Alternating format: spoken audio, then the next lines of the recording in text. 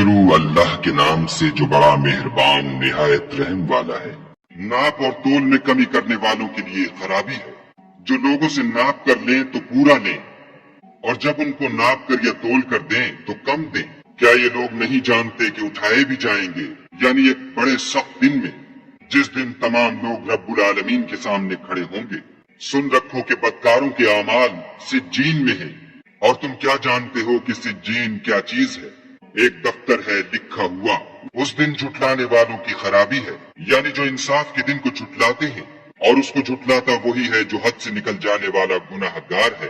جب اس کو ہماری آیتیں سنائی جاتی ہیں تو کہتا ہے یہ تو اگلے لوگوں کے افسانے ہیں۔ دیکھو یہ جو اعمال بد کرتے ہیں ان کا ان کے دلوں پر زنگ بیٹھ گیا ہے۔ بے شک یہ لوگ اس روز اپنے پروردگار کے دیدار سے اوٹ میں ہوں گے، پھر دوزخ میں جا داخل ہوں گے۔ پھر ان سے کہا جائے گا یہ وہی چیز ہے جس کو تم جھٹلاتے تھے۔ یہ بھی سن رکھو کہ نیکوکاروں کے اعمال علیین میں ہیں، اور تم کو کیا معلوم کہ علیین کیا چیز ہے؟ ایک دفتر ہے لکھا ہوا جس کے پاس مقرب فرشتے حاضر رہتے ہیں۔ بے شک نیک لوگ چین میں ہوں گے، تختوں پر بیٹھے ہوئے نظارے کریں گے۔ تم ان کے چہروں ہی سے راحت کی تازگی معلوم کر لوگے۔ ان کو شراب خالص سر بمہر پلائی جائے گی، جس کی مہر مشک کی ہوگی، تو نعمتوں کے شائقین کو چاہیے کہ اسی سے رغبت کریں، اور اس میں تسنیم کے پانی کی آمیزش ہوگی۔ وہ ایک چشمہ ہے جس میں سے خدا کے مقرب پیئیں گے۔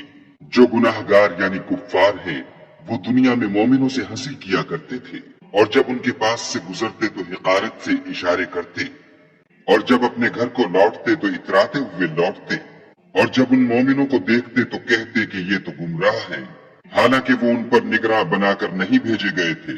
تو آج مومن کافروں سے ہنسی کریں گے، اور تختوں پر بیٹھے ہوئے ان کا حال دیکھ رہے ہوں گے، تو کافروں کو ان کے عملوں کا پورا بدلہ مل گیا۔